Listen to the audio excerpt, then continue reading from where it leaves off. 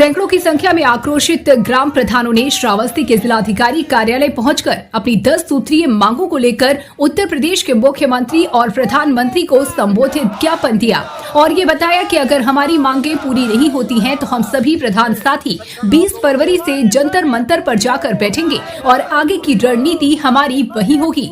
20 फरवरी से हम लोग जाकर के जंतर मंतर पर बैठेंगे और जब तक हमारी मांगों पर विचार नहीं किया जाएगा हम सारे प्रधान साथी जाकर के वहां पर बैठेंगे और आगे की रणनीति हमारी वहीं पर। आपको बता दें कि आज श्रावस्ती जिले में सैकड़ों ग्राम प्रधानों के द्वारा अपनी 10 सूत्रीय मांगों को लेकर भिनका के कलेक्ट्रेट जिलाधिकारी कार्यालय में पहुंचकर मुख्यमंत्री और प्रधानमंत्री को संबोधित ज्ञापन दिया गया, जिस दौरान ग्राम प्रधानों के द्वारा बताया गया कि जो प्रधानों को संवैधानिक अधिकार दिए गए हैं उसमें लगातार कटौती होती जा रही है।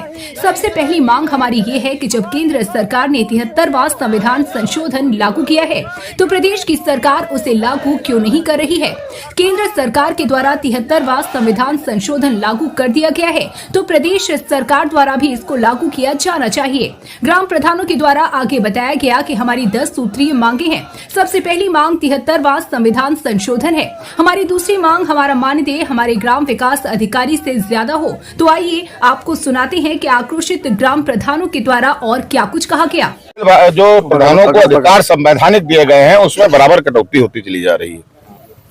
सबसे पहली मांग हम लोग कह रहे हैं जो केंद्र सरकार ने 73वां संविधान संशोधन लागू किया है उनको जो प्रदेश की सरकारें हैं वो क्यों नहीं लागू कर रही हैं।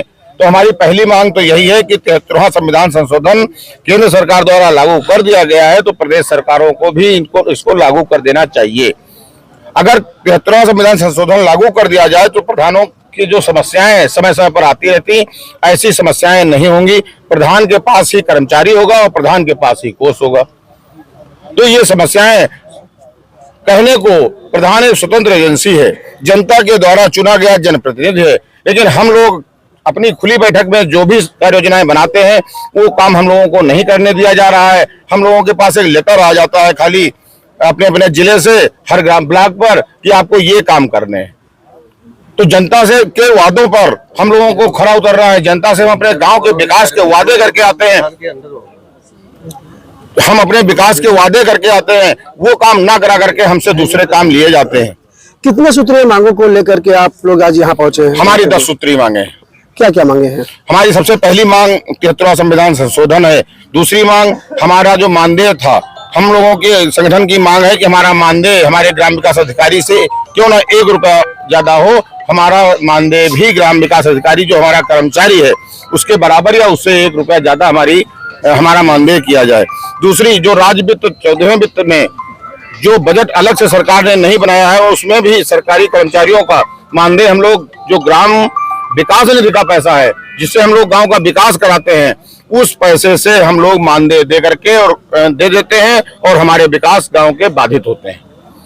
तो इसलिए सरकार से हमारी ये मांग है कि इसका बजट आप अलग बनाइए जिससे इन लोगों के मानदेय निकालिए। अगर आपकी मांगे नहीं पूरी होती हैं तो क्या करेंगे आगे? अगर हमारी मांगे नहीं पूरी होती हैं तो हम अपना विरोध प्रदर्शन इसी तरह पहले हम लोगों ने ब्लॉक स्तर पर ज्ञापन भिजवाया माननीय मुख्यमंत्री और माननीय प्रधानमंत्री जी को, अब जिला मुख्यालय पर ज्ञापन दे रहे हैं।